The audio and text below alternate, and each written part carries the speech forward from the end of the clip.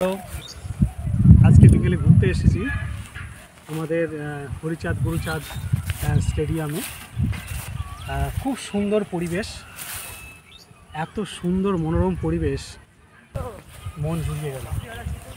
দারুণ দারুণ লাগছে। সারা মাঠ উলো ঘাস হয়েছে এবং উলো ঘাসের ফুল হয়েছে সাদা সাদা, এবং বিকালবেলা সুন্দর হাওয়া হচ্ছে, হাওয়ার সাথে সেগুলো দোল খাচ্ছে, এত সুন্দর লাগছে। আমি তো মাঠে এসে শুয়ে পড়েছি। ওদিকে স্টেডিয়াম আছে, স্টেডিয়ামে তো উঠিনি এখনও, খেলার মাঠ আছে, খেলার মাঠেও ঢুকিনি এখনও, কিন্তু তার বাইরেই যে পরিবেশটা আছে সেটাই মানে অনুভব করে বা উপলব্ধি করে শেষ করতে পারছে না। তাকে দুটো গাদা কত সুন্দর লাগছে। আর এই উলো ঘাসের ফুল হয়েছে, সাদা ফুল, সেটা হাওয়ায় দোল খাচ্ছে, দারুণ লাগছে, দারুণ।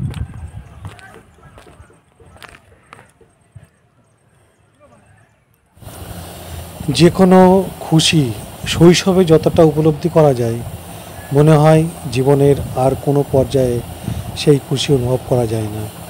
এই যে শিশু দুটি, এরাও এই ফুলের সাথে খেলায় মত্ত। আমিও যেন খানিকটা সেই বয়সে ফিরে গেছিলাম, এত সুন্দর একটা পরিবেশের মাঝে। আমাদের বেতায়ের মতো প্রত্যন্ত গ্রামে এত সুন্দর একটা প্রতিষ্ঠান এত সুন্দরভাবে গড়ে উঠেছে, এটা সত্যিই ভাবলেও মনে খুব খুব আনন্দ লাগে। যাক, সবসময় যাওয়া হয় না, যেহেতু এই প্রতিষ্ঠানটি আমার বাড়ি থেকে প্রায় 3 থেকে 4 কিলোমিটার দূর, তবুও চেষ্টা করি কাজের ফাঁকে যাবার। এটা তো গ্রাউন্ডের বাইরের যে দৃশ্য সেইটি, এখানে স্টেডিয়ামটি আছে এবং যে গ্রাউন্ডটি আছে সেটা আরও সুন্দর।